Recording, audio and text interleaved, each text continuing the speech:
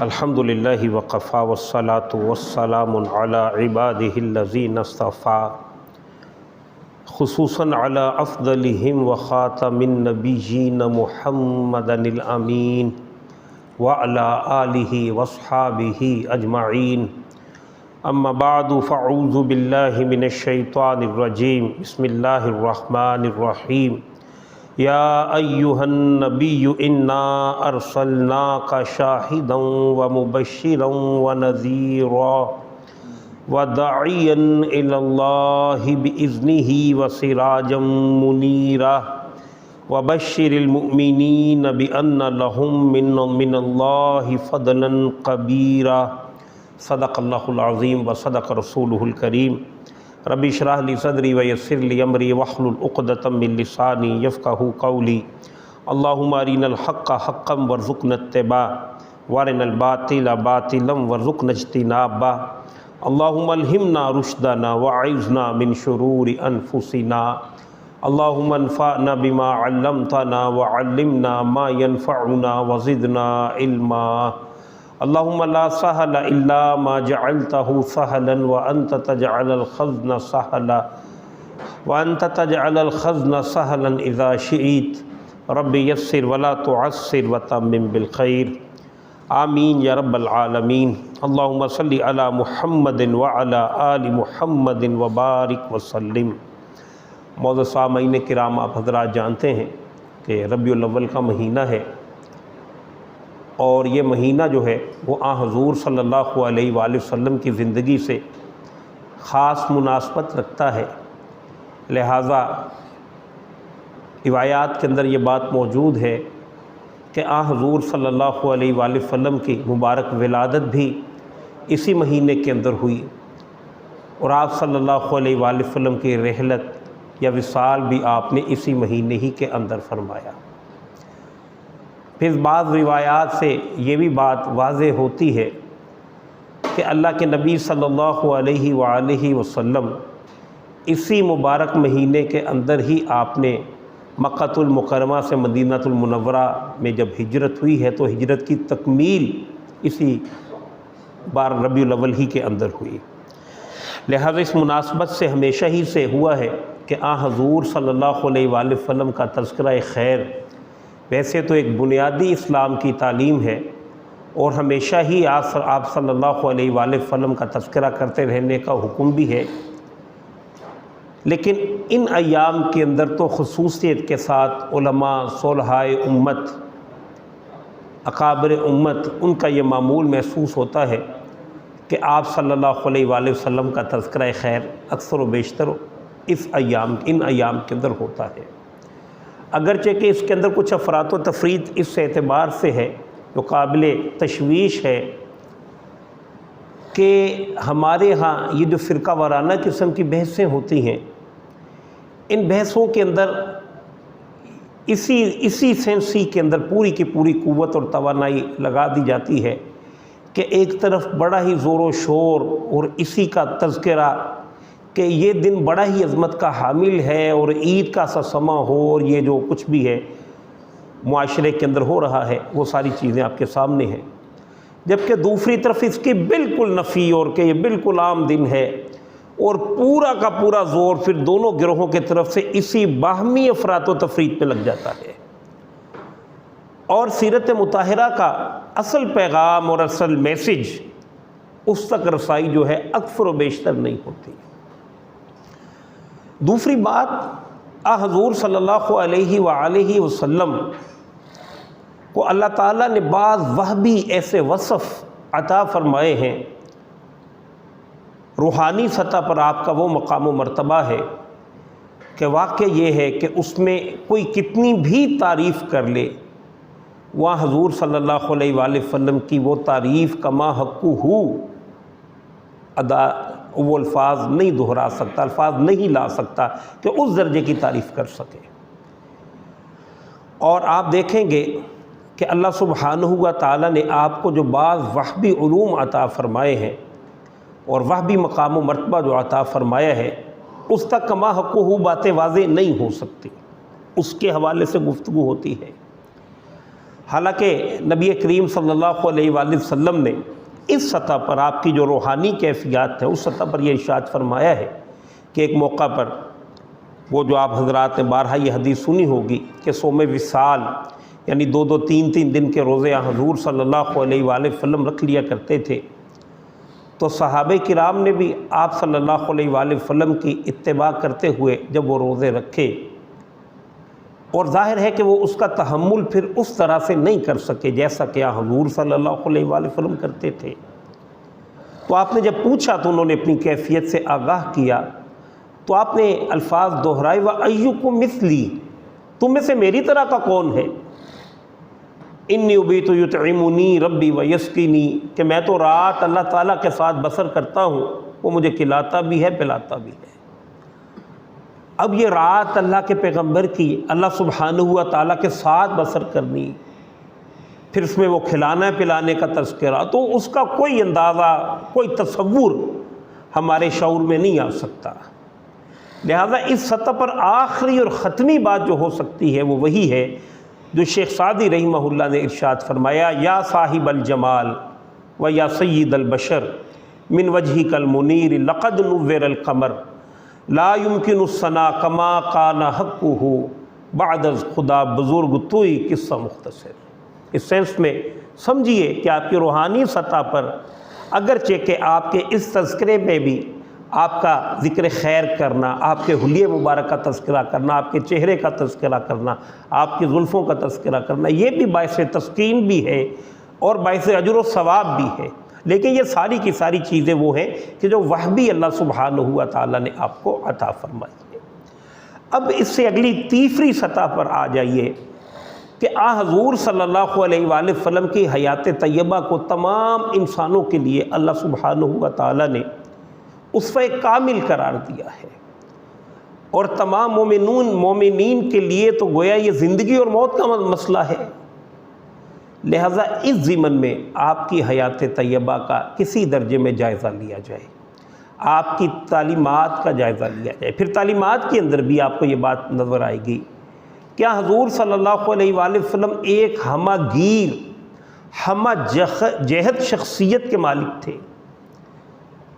جملہ امور زندگی یا جملہ امور انسانی زندگی کے جتنے بھی پارٹس ہو سکتے ہیں ان سب کے لیے حضور صلی اللہ علیہ وآلہ وسلم کی سیرت کے اندر رہنمائی مل جائے گی۔ اب ظاہر ہے کہ کوئی شخص جو ہے وہ آپ کی سیرت کو بیان کرنا چاہے تو گویا اس میں وہ کیا بیان کرے گا، اور پھر 1-2 نشستوں کے اندر تو ممکن ہی نہیں ہے۔ لہٰذا اس میں زیادہ سے زیادہ یہی ہے کہ کسی آپ کی زندگی کے ایک حصے کو لے کر اسی میں اپنا خراج تحسین جو ہے وہ پیش کیا جا سکے۔ جیسے آپ کے اخلاق حسنہ پہ بات ہو تو کتنی بات ہو سکتی ہے، لوگوں نے کتابیں لکھ دی ہیں۔ حضور صلی اللہ علیہ وآلہ وسلم کے معمولات کا تذکرہ لکھنے بیٹھیں، آپ کی جو جنگی آپ صلی اللہ علیہ وآلہ وسلم کے اندر جو صلاحیت تھی، ان ساری کی ساری چیزوں پہ بحث ہو سکتی ہے، باتیں ہو سکتی ہیں، لیکن ظاہر ہے کہ کسی ایک ہی موضوع کو لے کر آگے بڑھا جا سکتا ہے، سب کو آپ کور نہیں کر سکتے کسی ایک نشست میں یا 2-3 نشستوں میں۔ پھر اسے آگے جا کر دیکھنے کی یہ ضرورت ہے کہ سب سے اہم ترین، اگرچہ کہ پوری زندگی اہم ترین ہے، اس اہم ترین زندگی میں سے سب سے اہم ترین پورشن آپ کی حیات طیبہ کا کون سا ہے کہ جسے اختیار کیا جائے اور اس سے زیادہ نفع حاصل کیا جائے۔ دیکھیے فلسفہ اسلام کی سب سے بنیادی شے تو رضا الہی ہے، اس میں تو کوئی شک نہیں، لیکن دنیاوی سطح پر حضور صلی اللہ علیہ وآلہ وسلم نے یہ بات ارشاد فرمائی ہے، خیر الناس من ينفع الناس، انسانوں میں سے بہتر انسان وہ ہے جو انسانوں کے لیے بہتر ہے، جن سے انسانوں کی بہتری ہو، جس سے انسانی زندگی کے اندر آسانیاں پیدا ہو جائیں۔ جس شخص نے ایسا کوئی کارنامہ کیا ہے وہ بہتر ہے، اور دنیا کے اندر بھی اسے بہتر سمجھا جاتا ہے۔ مثال کے طور پہ اگر آپ کا کسی ایسے شخص سے واسطہ پڑ جائے کہ جو صرف اپنے 5-6 فٹ کا جو وجود ہے صرف اسی کے ارد گرد ہی سوچتا ہے، اور دوسرے کے لیے اس کے ذہن کے اندر کوئی اثار، کوئی احساس کا جذبہ موجود نہیں ہے، تو ایسے شخص کو کوئی بھی بڑا آدمی نہیں گنے گا، مفاد پرست شخص کہلائے گا۔ اب اس سے ذرا تھوڑا سا اوپر کوئی شخص اٹھا ہے اور اس کا کلیتاً فوکس اپنی بیوی ہے، اپنے بچے ہیں، ایک خاندان ہے، گھر ہے، یہ پہلے مفاد پرست سے تو اوپر ہے، لیکن معاشرے کے اندر اس کا کوئی رول نہیں ہے۔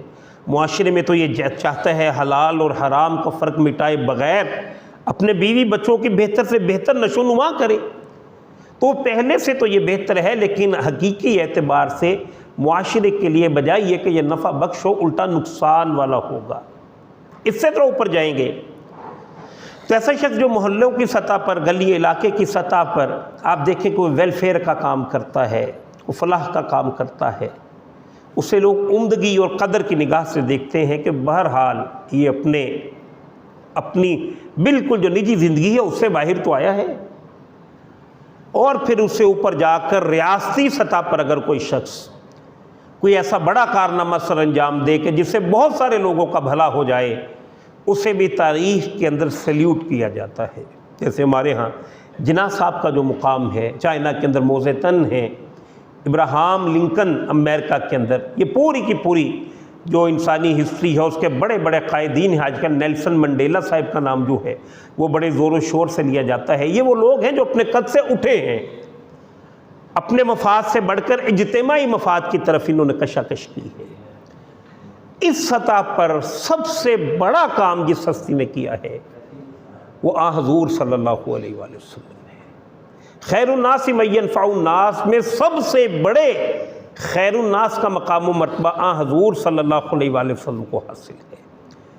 وہ کیسے کہ آپ صلی اللہ علیہ وآلہ وسلم نے لوگوں کے سامنے ایسی تعلیمات، ایسے اخلاق حسنہ اور پھر اس سے ایسا دین اور ایسا قاعدہ ضابطہ اور ایسا قانون متعارف کروایا کہ اس کو اختیار کر کے پوری کی پوری انسانیت اپنی دنیا و آخرت کی فوز و فلاح تک پہنچ سکتی ہے۔ لہذا اس ضمن میں، اس سینس میں آپ کی سیرت پر خاص فوکس کیا جائے اور خاص غور و خوض کیا جائے اور اس سطح پر کام کیا جائے کہ جس سے زیادہ انسانیت کا بھلا ہو جائے، یہ سمجھیے کہ سب سے زیادہ مستفید ہونے والے لوگ یہی ہوں گے۔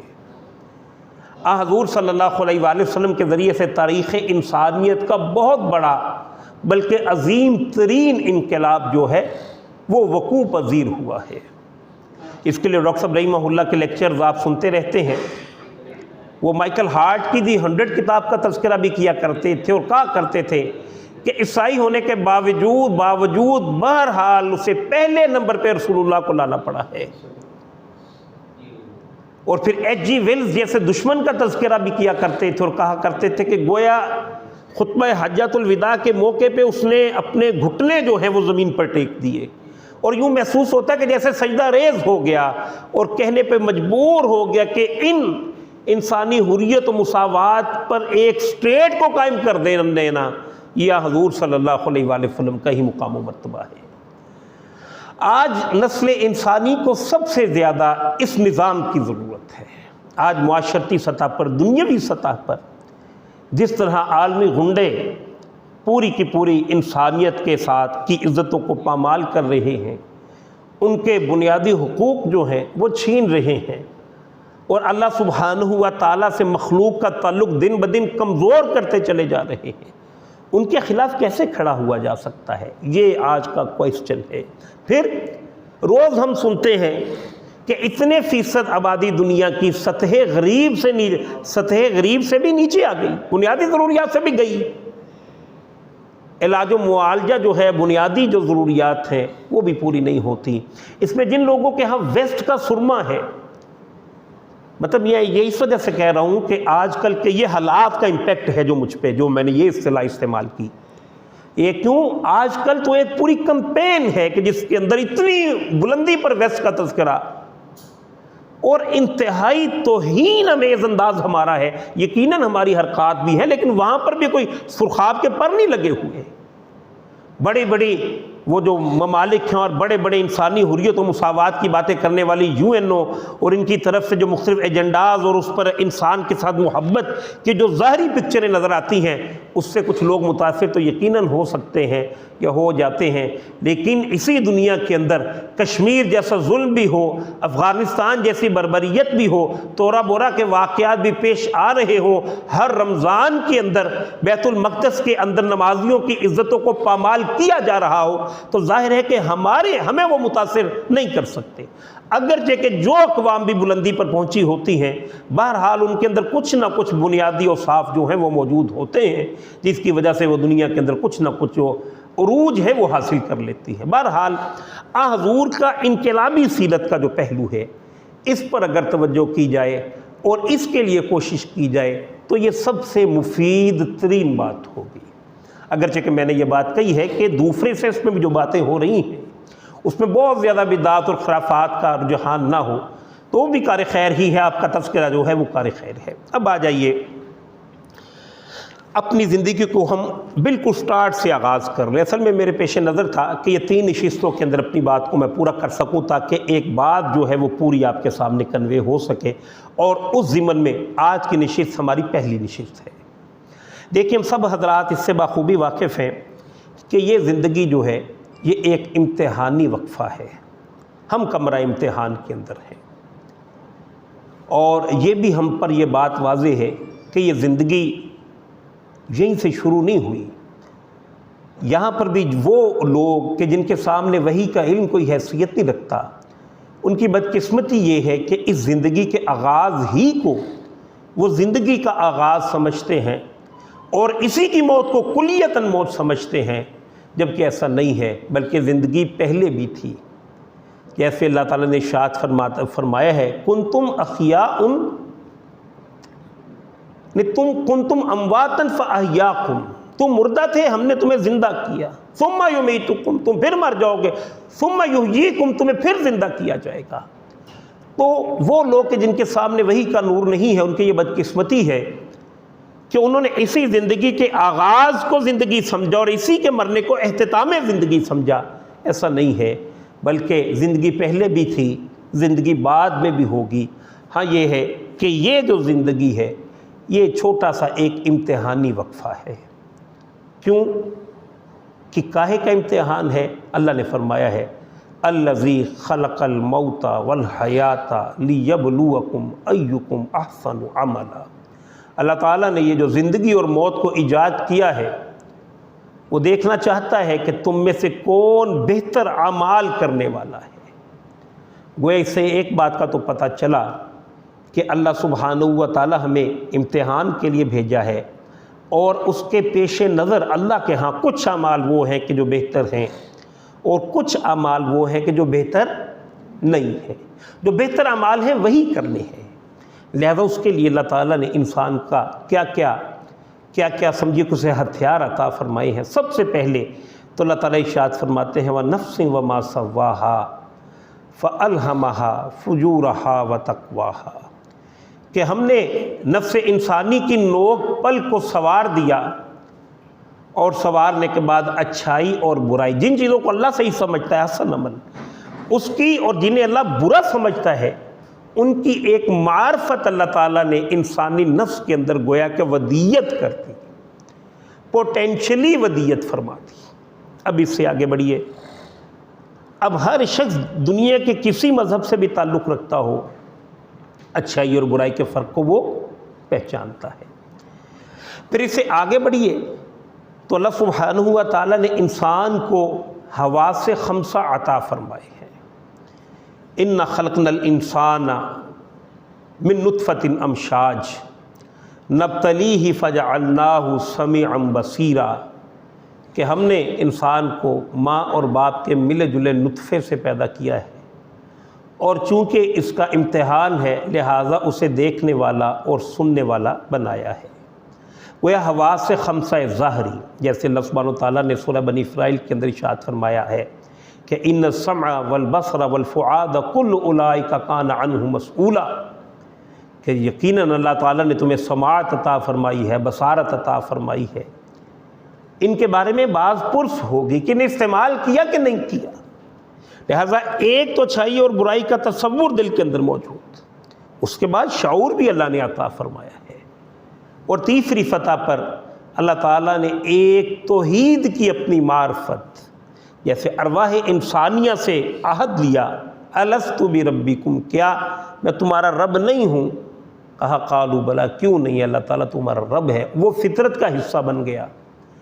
تو توحید فطری طور پہ اللہ تعالیٰ نے انسانیت کے اندر مضمر رکھی ہے.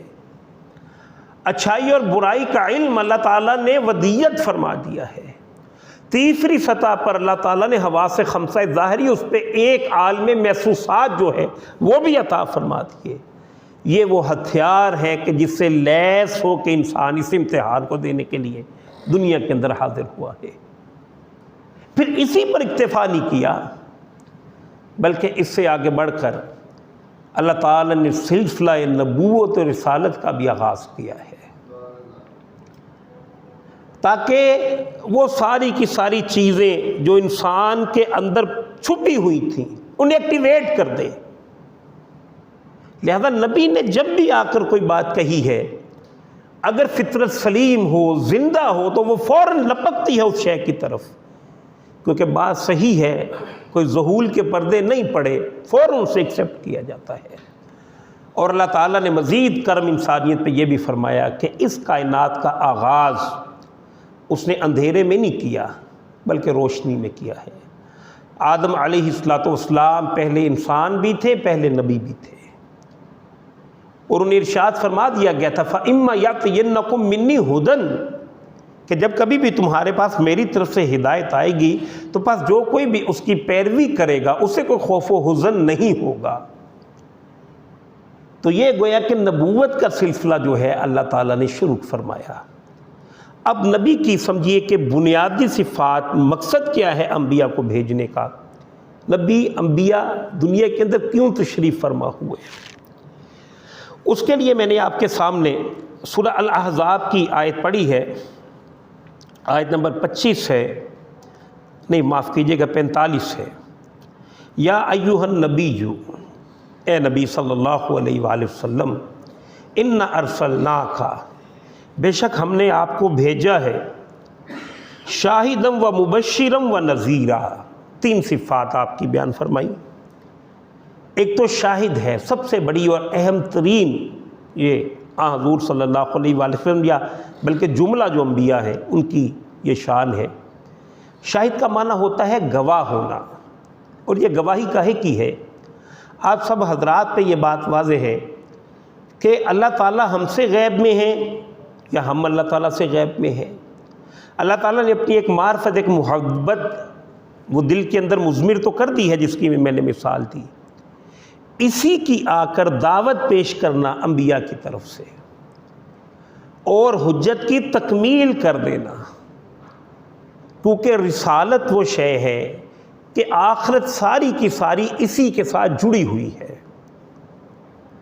قرآن کریم میں غالباً سورۃ المائدہ ہے، اس کو دیکھ کر بات بڑی عمدگی سے واضح ہو جائے گی. اللہ تعالیٰ نے سورۃ المائدہ کے اندر ایک بہت بڑی گرینڈ عدالت کا تصور کیا ہے. یہ تصور کرنا نہیں چاہیے، کیونکہ بہرحال اللہ سبحانہ و تعالیٰ کی عدالت کی وہ کیا کیفیت و نوعیت ہوگی اس کا کوئی اندازہ نہیں ہے. لیکن بہرحال جس طرح کا نقشہ اللہ تعالیٰ نے کھینچا ہے کہ ایک طرف مسیح علیہ السلام ہے اور ایک طرف پوری عیسائی دنیا، اور جج کی حیثیت میں گویا کہ خود رب العالمین ہے. تو اللہ سبحانہ و تعالیٰ وہاں سے پہلے پوچھتے ہیں کہ عیسیٰ مریم کے بیٹے علیہم السلام، کیا تم نے ان کو کہا تھا تو اللہ کا بیٹا ہے؟ انہوں نے تو نہیں کہا. لہذا وہ فرمائیں گے کہ نہیں اللہ تعالیٰ، اگر میں نے ایسا کہا ہوتا میں کیسے وہ بات کہتا جس کا مجھے حق نہیں پہنچتا. اگلی بات کیا کہی، اور اگر میں نے کہا ہوتا تو تیرے علم میں ہوتا.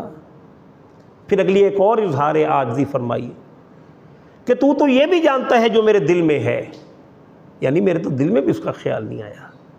اور اظہار عجز کیا ہے کہ میں تو نہیں جانتا تیرے دل میں کیا ہے. وہ اپنے نقص علم کا بھی تذکرہ فرمایا. اب پورا کا پورا کلیم جو ہے اس عدالت میں وہ عیسائی دنیا پر آیا کہ تم نے پھر یہ خود ساختہ عقیدہ کیسے گڑھ لیا۔ اسی طرح ساری انسانیت پر روز حشر حضور صلی اللہ علیہ وآلہ وسلم بطور گواہ کھڑے ہوں گے۔ کیا تم تک اللہ کا دین پہنچ گیا تھا؟ یہ قرآن پہنچا دیا تھا؟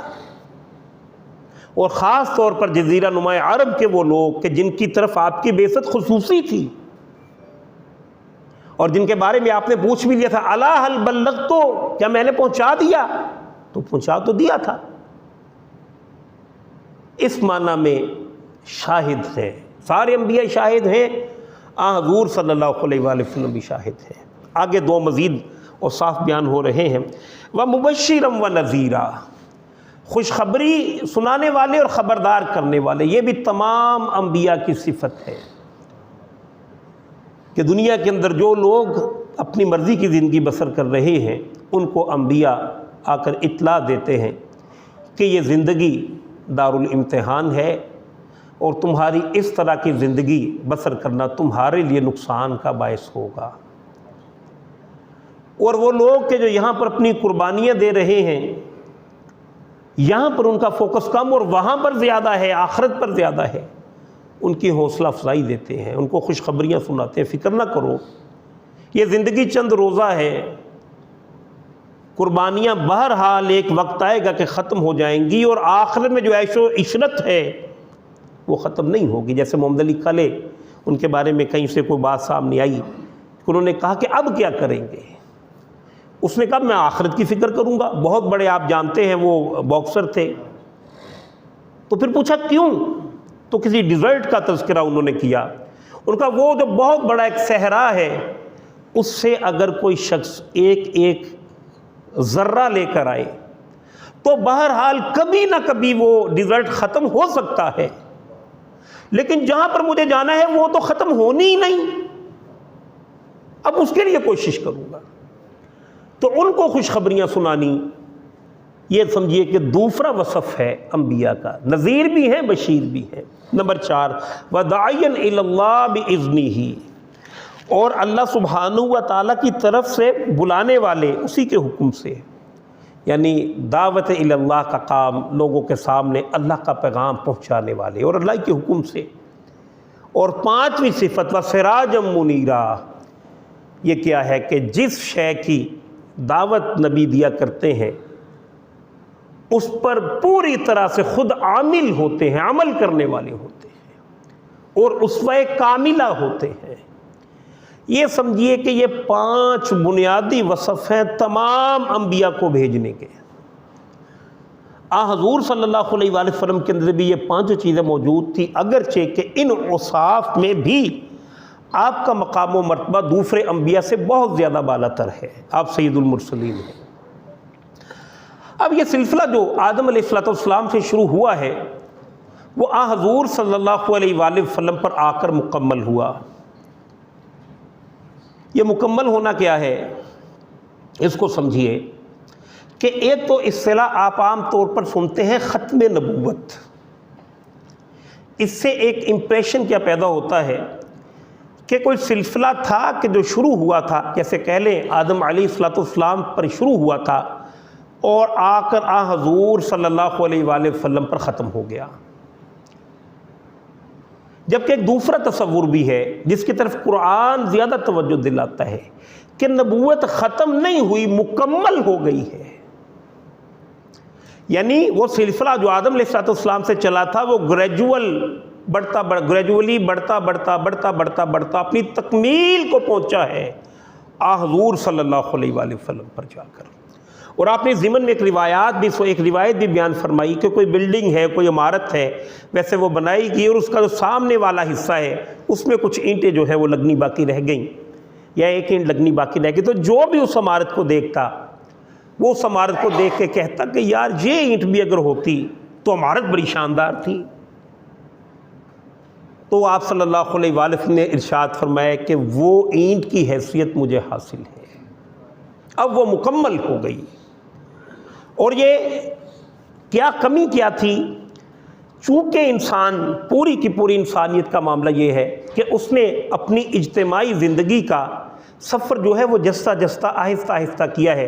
ذرا تھوڑی سی توجہ دیں گے تو بات یہ سمجھ میں آئے گی. یہ تھوڑی سی بہرحال باریک بات ہے لیکن اسے سمجھے بغیر معاملہ حل جو ہے وہ نہیں ہوتا. دیکھیے دو چیزیں اسی ایک بات کے ذیل میں آپ کے سامنے آ جائیں گی کہ ایک حضور صلی اللہ علیہ وآلہ وسلم تمام انبیاء کی طرف، تمام انسانیت کی طرف رسول بنا کر کیوں بھیجے گئے، جبکہ دوسرے انبیاء جو ہیں وہ اپنے خاص علاقوں کی طرف اور اقوام قوموں کی طرف آتے رہے. پھر دوسری بات آپ صلی اللہ علیہ وآلہ وسلم کی کتاب کے حوالے سے کہ باقی کتابیں محفوظ نہیں ہیں، وہ کتاب محفوظ کیوں کی گئی؟ چاہیے تو وہ بھی اللہ کا کلام تھا، وہ بھی محفوظ ہونا چاہیے تھا. تو ان باتوں کا سوال، ایک تو یہ آپ کی عظمت ہے، اس میں کوئی شک نہیں، اس پر تو بات نہیں، میں دوسری سطح پہ بات کر رہا ہوں کہ اگر انسانیت کا آپ غور و خوض کریں اور انسانیت کی پوری انسانیت پر ایک نگاہ دوڑائیں تو آپ پر یہ بات واضح ہوگی کہ انسان نے اپنے شعور کا سفر رفتہ رفتہ طے کیا ہے. جس طرح ایک بچہ ہے اور رفتہ رفتہ وہ بچہ ہے، پھر اپنے پیروں پہ کھڑا ہوتا ہے، پھر نوعمری کی عمر میں آتا ہے، پھر جوان، اور پوری طرح سے جوان ہو جاتا ہے. محسوس ہوتا ہے کہ ایسے ہی بحیثیت مجموعی کولیکٹیو سطح پر انسانیت نے سفر کیا ہے. دیکھیے پہلے انسان کا معاملہ یہ تھا کہ وہ انفرادی زندگی بسر کرنے والا تھا. پھر رفتہ رفتہ اس نے ترقی کی اور اجتماعیت کی طرف پہلا یونٹ جو ہے قبائلی سسٹم وہ قائم ہو گیا. اس سے ذرا اوپر جائیے تو ایسے قبائل یا ایسے ریاستی شہر وجود میں آ گئے کہ جس کے اندر 5 6 قبیلے ہیں. ہر قبیلے کی اپنی روایات ہیں، اپنے عقائد ہیں، لیکن یہ کہ اب ایک ہی جگہ مل کے رہ رہے ہیں. اب چونکہ ایک ہی جگہ پر مل کے رہ رہے ہیں، ان کے لیے باہم ایک دوسرے سے تعارف کے لیے کوئی نہ کوئی قاعدہ، کوئی نہ کوئی ضابطہ، کسی نہ کسی آئین کی ضرورت ہوگی کہ نہیں؟ اس سے ذرا اوپر چلے جائیے. سب سے بڑا حضور صلی اللہ علیہ وآلہ وسلم کے دور تک کی جو کیفیت تھی، اس وقت تک انسان یہ سفر تمدنی سفر کرتا کرتا ریاست تک پہنچ چکا تھا. اور آپ حضور صلی اللہ علیہ وآلہ وسلم کے دور مبارک کے اندر جب آپ تشریف فرما ہوئے ہیں تو بڑی بڑی 2 ریاستیں قائم تھیں، رومن امپائر، پرشین امپائر، بڑی بڑی ریاستیں. اور ان دونوں ریاستوں کے اندر ایسا نظم و نسق کا نظام تھا کہ بادشاہ ہیں اور بادشاہ کے نیچے عوام ہے، اور پوری کی پوری ان کی قسمت و تقدیر کا فیصلہ انہی بادشاہوں کے ہاتھ میں ہے. اور اس بات کو قرآن کریم میں سے اگر آپ دیکھیں، میری اس بات کو مطلب مزید تقویت مل جائے گی کہ دیکھیں قرآن کریم میں 6 پیغمبروں کا تذکرہ اگین اینڈ اگین بار بار ہے. سب سے پہلے نوح علیہ السلام کا تذکرہ کتنی مرتبہ آیا، اس کے بعد کون آئے؟ ہود علیہ السلام. اس کے آگے کن کا تذکرہ ہے؟ صالح علیہ السلام کا تذکرہ. پھر اس کے بعد لوط علیہ السلام کا تذکرہ، انہی کے ساتھ ہی تقریباً شعیب علیہ السلام، اور اس کے بعد موسیٰ علیہ السلام. اب ان کی دعوتوں کے اندر دیکھیے پہلے 3 جو پیغمبر ہیں، پہلی 3 پیغمبروں کی قوموں کے اندر صرف جو برائی پیدا ہوئی ہے وہ صرف شرک باللہ ہے، شرک ہے. حضرت نوح کی دعوت کے اندر بھی یہی ملے گا، حضرت ہود، حضرت صالح علیہ السلام کی دعوت کے اندر انہی کے حوالے سے انہیں ہدایات دی جائیں گی کہ تمہارا یہ طرز حیات ٹھیک نہیں ہے. اگلے جو 3 پیغمبر ہیں، لوط علیہ السلام، اب محسوس ہوتا ہے کہ جیسے انسان اجتماعیت کی طرف بڑھ رہا ہے. خرابی کیا پیدا ہوئی؟ معاشرت خراب ہوئی ہے، ہم جنس پرستی. پہلے انفرادی معاملہ تھا، اب یہ اجتماعی برائیوں کی طرف بڑھ رہا ہے انسان. اس سے ذرا آگے گئے، شعیب علیہ السلام، معیشت خراب، ناپ تول میں کمی ہے، لوٹ مار ہے اور سودی سسٹم ہے. اس سے آگے سودی سسٹم، شاید آپ کو بات بری لگی ہو، سود کے اندر ایک تصور جو آج کا جدید دنیا کا تصور ہے کہ وہ مال جس کا ہے وہ اس کی ملکیت ہے، لہذا جس کی ملکیت ہے وہ جیسے چاہے اسے خرچ کر سکتا ہے. یہی تصور وہاں پہ بھی تھا، جبکہ اللہ کا تصور کیا ہے کہ مال ملکیت اللہ کی ہے، تم امانت دار ہو. امانت دار ہو تو جس کی امانت ہے اسی کے تحت خرچ کرو، سود حرام ہے تو حرام ہے. اچھا، تیسری سطح پہ موسیٰ علیہ السلام کا تذکرہ، اس میں کیا ہے؟ ایک بادشاہ ہے فرعون، اور ایک پوری قوم کو اس نے اپنا غلام بنا کر رکھا ہوا ہے۔ کسے؟ بنی اسرائیل کو۔ گویا قومیں دوسروں کے اوپر قومیں جو ہیں وہ مسلط ہیں۔ اس پر اس خرابی کو کیا کہیں گے؟ ہاں، سیاسی سطح پر خرابی ہے، پولیٹیکل پرورشن ہے یہ۔ لہٰذا حضور جب آئے ہیں، اب دنیا گلوبلائزیشن کی طرف جا رہی ہے، اب تو ایک ہی ورلڈ آرڈر بننا چاہیے، اب تو نیو ورلڈ آرڈر آنے کی باتیں آنے والی ہیں۔ لہٰذا اس دور کے انسان کو ایک نیو ورلڈ آرڈر کی ضرورت تھی، ایک ایسے ورلڈ آرڈر کی ضرورت تھی جو جملہ انسانیت کے بنیادی مسائل کی کمپنسیشن کر سکے۔ یہ ضرورت تھی اس وقت انسان کی۔ لہذا وما ارسلناک الا رحمۃ للعالمین۔ جب تک حضور صلی اللہ علیہ وآلہ وسلم تشریف لائے ہیں، آپ کو پتہ چلے گا کہ اب دنیا جدید دور کی طرف جا رہی تھی۔ حضرت موسیٰ علیہ السلام کے دور کے اندر اور حضور کا دور آ گیا، بیچ میں مسیح علیہ السلام بھی ہیں۔ اس سارے دور کے اندر آپ کو پتہ چلے گا کہ ابھی تک انسان کے پاس اتنے ذرائع ابلاغ نہیں آئے تھے کہ وہ ایک خطے کی بات دوسرے خطے تک آسانی سے پہنچ جائے۔ اگر صرف تورات ہوتی تو وہ پوری دنیا کے اندر پھیل نہیں سکتی تھی۔ یہ تو ایک بات میں نے آپ کے سامنے رکھی۔ دوسری بات کیا ہے کہ جیسے میں نے کہا، انسان نے بحیثیت بشر اپنی زندگی اور شعور کا سفر طے کیا ہے۔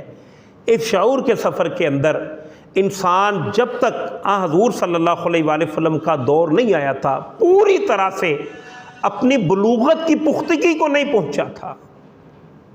لہٰذا عیسیٰ علیہ السلام پر پیغمبری جو ہے حضور سے پہلے ختم ہوئی، پھر 6 صدیاں اللہ تعالیٰ نے انسان کو دی ہے۔ انسان اپنے شعور کی پختگی کو پہنچ چکا تھا، اور ان 6 صدیوں میں وہ اپنے شعور کے تحت جہاں تک جا سکتا تھا وہ چلا گیا، اور جس کے نتیجے میں ایک ظالمانہ ریاستی سسٹم جو ہے وہ آ گیا۔ لہٰذا اب اللہ تعالیٰ نے قرآن بھیجا، انسان اپنی شعور کی پختگی کو پہنچ چکا ہے، اور اس کے اندر سے ساری کی ساری چیزیں جو ہے وہ اس سے نکال سکتا ہے۔ اس لیے اسے قرآن کو اللہ تعالیٰ نے بھیج دیا، یہ سمجھیے کہ کامل کتاب کے طور پہ آ گیا۔ انسان اپنی شعور کی پختگی کو پہنچ گیا تو مزید نبوت اور رسالت کے دروازے کو بند کر دیا گیا، اور کہا گیا کہ انسان اپنے شعور کو پہنچ گیا ہے، یہ اللہ کا آخری کلام ہے، اور اس میں اندر کو خرابی پیدا نہ ہو جائے، اسے اللہ تعالیٰ نے خود محفوظ بنا دیا۔ گویا انسانیت کے لیے اب کوئی کمی نہیں رہ گئی۔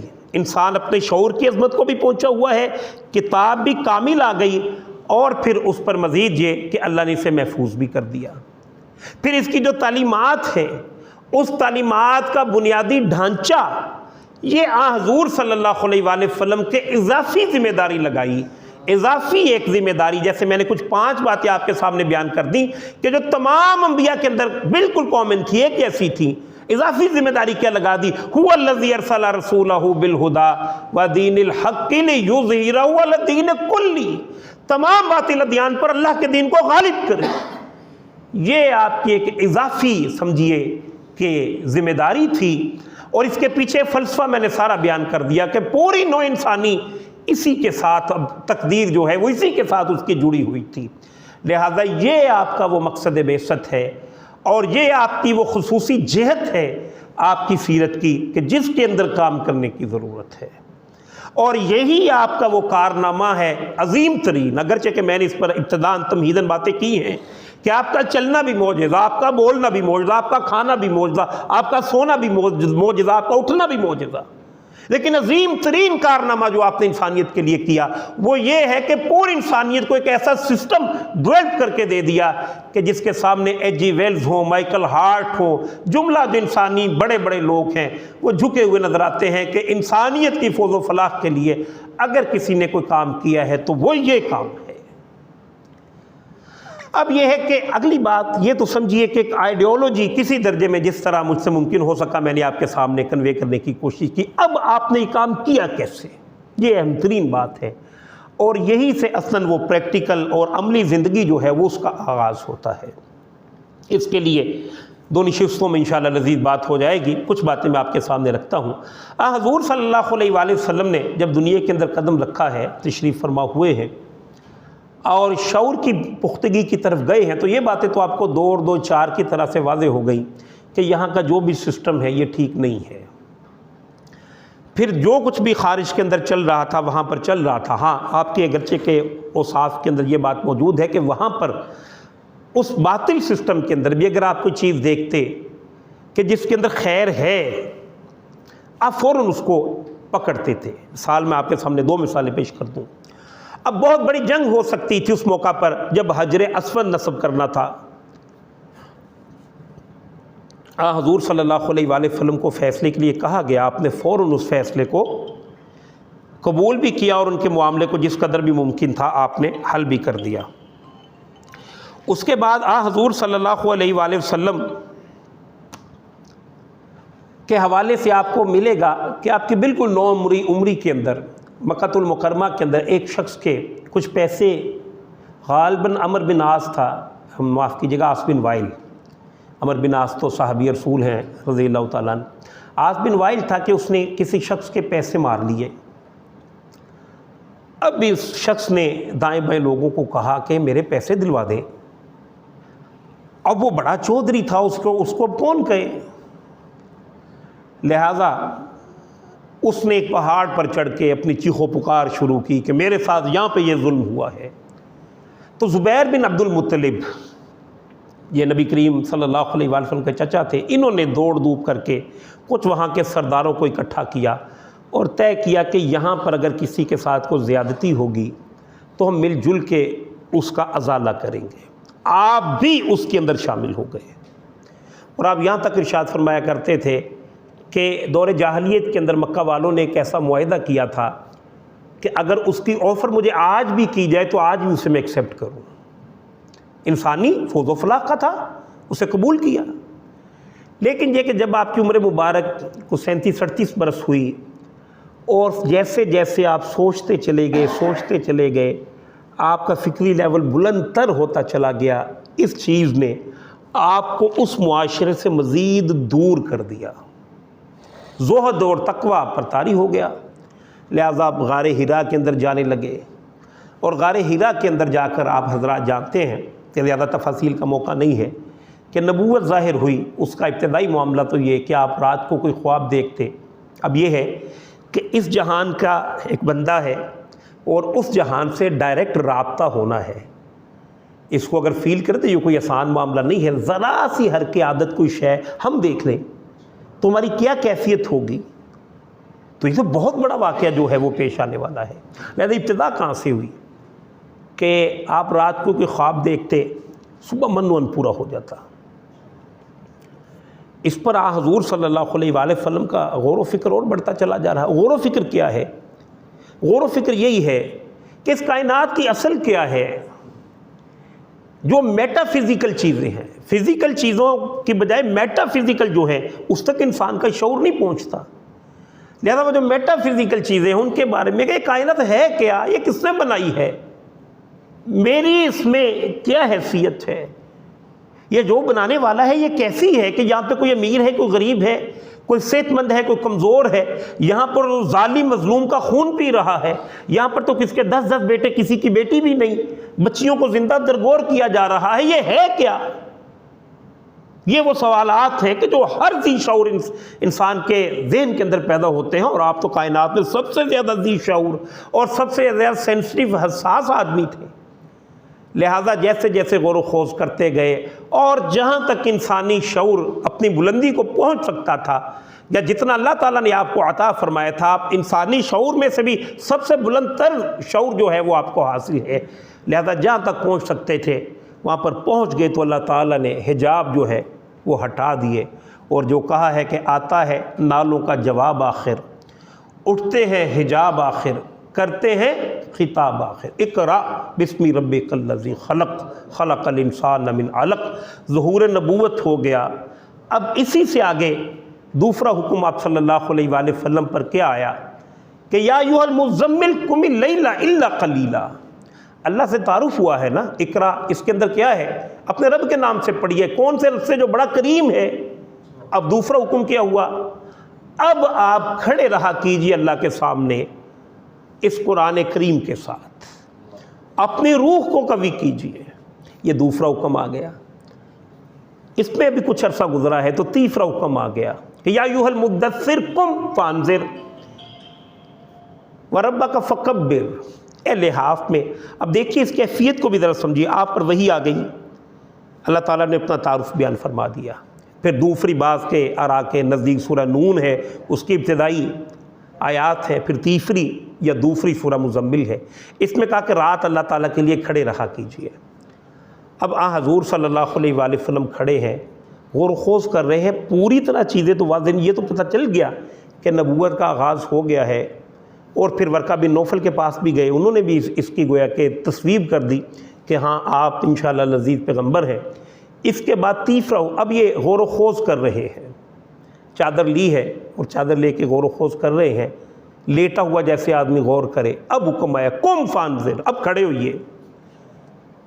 آپ نے جتنا غور و خوض کرنا تھا کر لیا، اب تو کھڑے ہونے کا وقت ہے۔ اور کرنا کیا ہے؟ وَرَبَّكَ فَكَبِّرْ، اپنے رب کی کبریائی کو بیان کیجئے۔ لہٰذا یہ 5-6 احکامات ہیں جو حضور صلی اللہ علیہ وآلہ وسلم کو وہاں پر دیے گئے، جس کا حاصل کیا تھا کہ دنیا کے اندر جو کوئی بھی اپنی شوکت کا مدعی ہے، آپ کے ذمہ کرم پہ ہے کہ اس کی شوکت کو توڑ کے اللہ کی شوکت کو قائم کرے۔ اللہ بڑا ہے، اسے بڑا تسلیم کیا جائے، اسے حاکم مطلق تسلیم کیا جائے۔ اس نے پوری کائنات کو اگر پیدا کیا ہے تو اس کے اندر آپ کو کوئی غریب اور امیر، یعنی جتنے جملہ سوالات تھے وہی نے اس کا جواب تو دیا ہے کہ نہیں دیا ہے؟ گویا پکچر واضح ہو گئی ہے کہ اللہ کائنات کا خالق و مالک ہے۔ اللہ تعالیٰ نے اس دنیا کے اندر آزمائش کے لیے بھیجا ہے، اس دنیا کو عدل و انصاف پر قائم کرنے کے لیے اس نے یہ سسٹم عطا فرمایا ہے۔ اس سسٹم کو پوری انسانیت کے اوپر فعل بالفعل نافذ کرنا یہ میرے ذمہ داری ہے۔ اس کے بعد پھر حضور صلی اللہ علیہ وسلم جیسے کہا نا قم، کھڑے ہو جائیے، پھر کھڑے ہی رہے ہیں۔ پھر گویا کہ بیٹھا نہیں گیا آپ صلی اللہ علیہ وآلہ وسلم سے، پھر تو اس طرح سے جستا جستا آپ بڑے ہیں کہ واقعہ یہ ہے کہ آپ ہی کا کمال تھا کہ جو کچھ آپ نے کر دکھایا تاریخ انسانیت میں کوئی اور نہیں کر سکا۔ بہرحال اللہ کے نبی صلی اللہ علیہ وآلہ وسلم نے، اب یہ وہ چیزیں ہیں 2 نشستوں کے اندر کہ جو اصل ہم نے سیکھنی ہے۔ میں سمجھتا ہوں نظری طور پر تو شاید کچھ باتیں جو ہیں وہ آ ہی گئی ہوں گی، عملی سطح پر کرنے کی بات کیا ہے؟ سب سے پہلے آپ نے کیا کیا؟ اپنی زوجہ محترمہ کے سامنے اس بات کو رکھا۔ گھر کے اندر 2 لوگ تھے، بیٹوں ہی کی طرح کے تھے، اگرچہ کہ سگے بیٹے نہیں تھے، حضرت علی رضی اللہ تعالیٰ عنہ اور جناب زید بن حارثہ رضی اللہ تعالیٰ عنہ، ان کے سامنے رکھی، وہ بھی مسلمان ہو گئے۔ چوتھی بات آپ نے گھر سے باہر بڑے آپ کے جگری دوست تھے جناب ابو بکر صدیق، ان کے سامنے رکھی۔ پہلے ہی دن سمجھیے 4 لوگ آپ کو میسر آ گئے۔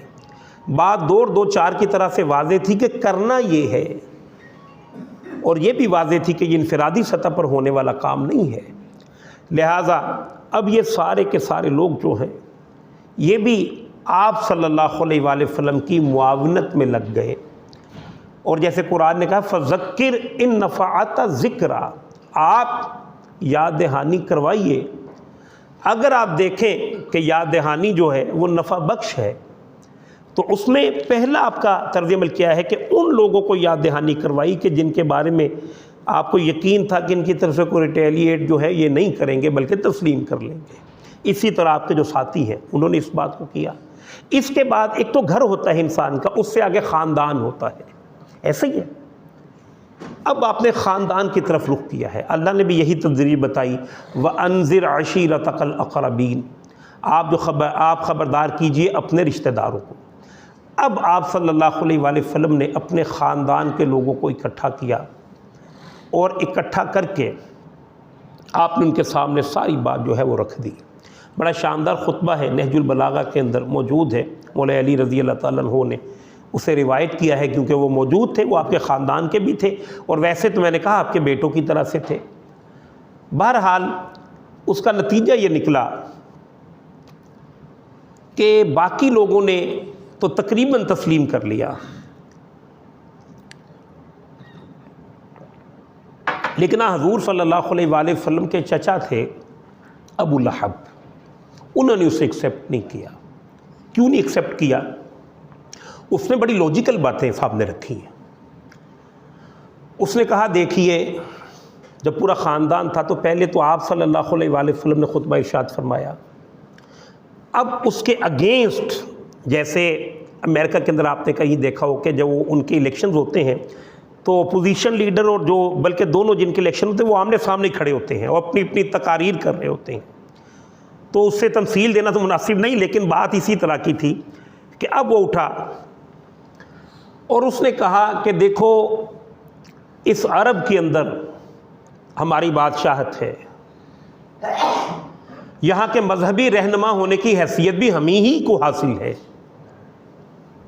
اب اگر ہم ان کے عقائد کو تسلیم کر لیں گے اور انہیں پیغمبر اور رسول مان لیں گے تو اس کا لازماً نتیجہ کیا نکلے گا کہ یہ جو ہمیں ایک مذہبی آزادی حاصل ہے اور اس کے نتیجے میں یہ سارا کا سارا مال و منال جو آ کر حج کے دنوں میں لوگ یہاں کے بتوں کو چڑھاتے ہیں، جس کے ذریعے سے ہماری معیشت سٹرونگ ہے، یہ ہاتھ سے جائے گی۔ نمبر 2 کہ انہی بتوں کی وجہ سے تو ہمارے 2 سفر ہیں تجارت کے، ایک وہ شام کی طرف اور ایک یمن بالکل ساتھ ہی تھا، اور پورے عرب سے گزر کر شام آتا ہے، اور آپ جانتے ہیں نقشے پہ دیکھیں تو بلیک سی کے ساتھ جو نہر سوئز ہے اس وقت تک وہ نہیں بنی ہوئی تھی، اور اوپر سے آنے کے لیے تو بڑا لمبا سفر کرنا پڑتا ہے، لہذا یورپ کا سارا سامان تو وہی اترتا تھا آ کر شام پر۔ تو فرمایا اگر ہم نے ان لوگوں کے بتوں کو نکال باہر کیا تو ہمیں تو یہ سفر ہی نہیں کرنے دیں گے، تو گویا ایک تو معیشت وہاں سے بند ہوگی کہ نورانے بند اور دوسرا بزنس بند، پھر اس کا نتیجہ یہ نکلے گا کہ جب ہمیں ان لوگوں کے بتوں کو نکال باہر کریں گے یہ پورا عرب ہمارے خلاف امڑ آئے گا، لہذا اس سے پہلے کہ پورا عرب امڑ آئے میں زیادہ حقدار ہوں اس بات پہ کہ میں آپ کا ہاتھ پکڑ کے آپ کو روک لوں۔ یہ بڑی زوردار تقریر اس نے کی ابو لہب نے، جس کے جواب میں پھر جناب ابو طالب کھڑے ہوئے ہیں، اللہ اکبر کبیرہ۔ انہوں نے کہا، اور یہ سردار بھی تھے قبیلہ بنو ہاشم کے، انہوں نے وہاں پر ارشاد فرمایا کہ لوگوں تم نے ان کی بات سنی ہے اور اس کی بات بھی سنی ہے، اور دیکھ لو کہ میرا موقف تو یہ ہے کہ میں محمد صلی اللہ علیہ وآلہ وسلم کے ساتھ کھڑا ہوں، اور ہر اعتبار سے جس سطح پر بھی یہ ہوں گے اور جس قدر ممکن ہو سکا میں ان کی حمایت کروں گا۔ آپ کیونکہ سردار بھی تھے اور آپ کا کردار ایسا تھا کہ لوگ آپ کو محبوب سمجھتے تھے، اس کے برعکس وہ گھٹیا آدمی تھا ابو لہب، پورا کا پورا قبیلہ جو ہے وہ ابو طالب کے ساتھ کھڑا ہو گیا، جس کے نتیجے میں وہ آپ صلی اللہ علیہ وآلہ وسلم کی پشت پر کھڑے ہو گئے۔ اب گھر کے اندر کم از کم آپ حضور صلی اللہ علیہ وآلہ وسلم کو ایک اخلاقی حمایت حاصل ہوگی۔ کچھ لوگ دائرہ اسلام کے اندر داخل ہو بھی گئے، جیسے حضرت ابو طالب کا تو پوری خاندانی مسلمان ہو گیا تھا، جعفر طیار وہ ایمان لے آئے، مولا علی ایمان لے آئے، ان کی اہلیہ فاطمہ وہ ایمان لے آئی، بیٹی ام ہانی وہ ایمان لے آئی، تو گھر کے اندر پہلے ہی دن یہ ساری کی ساری سپورٹ سمجھیے کہ پہلی ہی دعوت پر، اور یہی وہ موقع ہے جس میں حضرت علی رضی اللہ تعالیٰ عنہ نے کھڑے ہو کر پورے مجمع کے اندر ارشاد فرمایا کہ اگرچہ کہ میری آنکھیں دکھتی ہیں، اگرچہ کہ میری ٹانگیں پتلی ہیں، اگرچہ کہ میں کمزور ہوں، لیکن پھر بھی جو کچھ میرے پاس ہے اس کے ساتھ میں ان کے ساتھ کھڑا ہوں۔ اس کے بعد پھر اگلا حکم ہے کہ آپ اب سوسائٹی کو خبردار کیجئے، فاصدع بما تؤمر۔ گریجولی آپ دیکھیے کہ بڑے ہیں، اب اپنی سوسائٹی میں وہاں پر جو بھی رائج طریقہ تھا، وہ رائج طریقہ کیا تھا کہ جیسے ہمارے ہاں اگر کسی خبر پر زور دینا ہو تو وہ ٹی وی چینلز کیا کہتے ہیں؟ Breaking news. بندہ ایک دفعہ دیکھتا ہے کہ ہے کیا، وہاں کا ظاہر ہے یہ چیزیں تو نہیں تھیں، لیکن وہاں پر یہ تھا کہ صفا مروہ کے بلند پہاڑیوں پر چڑھ جاتے، اور اگر کسی شخص نے کوئی بریکنگ نیوز کنوے کرنی ہوتی تو وہ اپنے کپڑے اتار لیتا، کپڑے اتارتا تو اس کی وجہ کیا تھی؟ کپڑے کو اتارتا تھا. کچھ لوگوں کو تو وہ آواز دے رہا ہے لیکن آواز کتنی، اب میری آواز باہر تو نہیں نہ جا رہی، حالانکہ مائک بھی ہے، اس نے تو پوری سوسائٹی کو آواز دینی ہے. لہذا جب وہ کپڑے اتار لیتا تھا تو وہاں کا یہ نارم تھا کہ جو کپڑے اتار کر وہاں پہ کھڑا ہے اس کے پاس کوئی بریکنگ نیوز ہے، وہ بتانا چاہتا ہے، لہذا وہاں پر پہنچے. اب یہ حضور صلی اللہ علیہ وآلہ وسلم سے یہ تو اللہ معاف کرے کوئی امکان ہی نہیں تھا کہ آپ کپڑے اتاریں، لیکن چڑھے وہیں پر ہیں اور وہیں پر اسی انداز سے کہا وَصْبَاحَا، ہائے وہ صبح جو آنے والی ہے، یعنی اشارہ تھا قیامت کی طرف. اور پھر لوگ آئے ہیں اور لوگوں کے سامنے آپ نے اپنا مدعا جو اصلاً اللہ کا پیغام ہے وہ رکھ دیا. تو اس پر اکثر و بیشتر لوگ جو ہیں انہوں نے بحیثیت مجموعی آپ کی بات کو رد کر دیا. ظاہر ہے کہ جو سعید روحیں ہیں ان پر اس کا کچھ نہ کچھ اثر بھی ہوا ہوگا، اور یہی وہ موقع ہے کہ جس میں دوسری مرتبہ ابو لہب نے یہ بات سنی تھی. پہلے وہ گھر کے اندر سن چکا تھا، اب یہاں پر مجمع اکٹھا ہوا تو وہاں پہ بھی آ گیا اور اس سے سخت الفاظ کے اندر دہرایا تباً لکا الہٰذا جمعتنا. سخت ترین ترجمہ ہے. بہرحال حضور صلی اللہ علیہ وآلہ وسلم کو سخت الفاظ کے اندر اس نے پکارا، جس کے جواب میں پھر اللہ تعالیٰ نے سورہ لہب نازل فرمائی، تبت یدا ابی لہب و تب. اس کے بعد گریجولی آپ صلی اللہ علیہ وآلہ وسلم کس طرح اپنے اچیومنٹ کو پہنچے ہیں. ہمارا وقت مکمل ہو گیا. اگلی 2 نشستیں اگر آپ ٹائم لیا جائیں تو انشاءاللہ العزیز بات جو ہے وہ پوری ہو جائے گی. آپ لوگوں کے سامنے 1 بجے کا ہمارا وقت ہے. اللہ تعالیٰ آنے کے لیے بھی آسانی پیدا فرمائے. وآخر دعوانا ان الحمد للہ رب العالمین. اسے بند کر لیں پہلے 1 منٹ.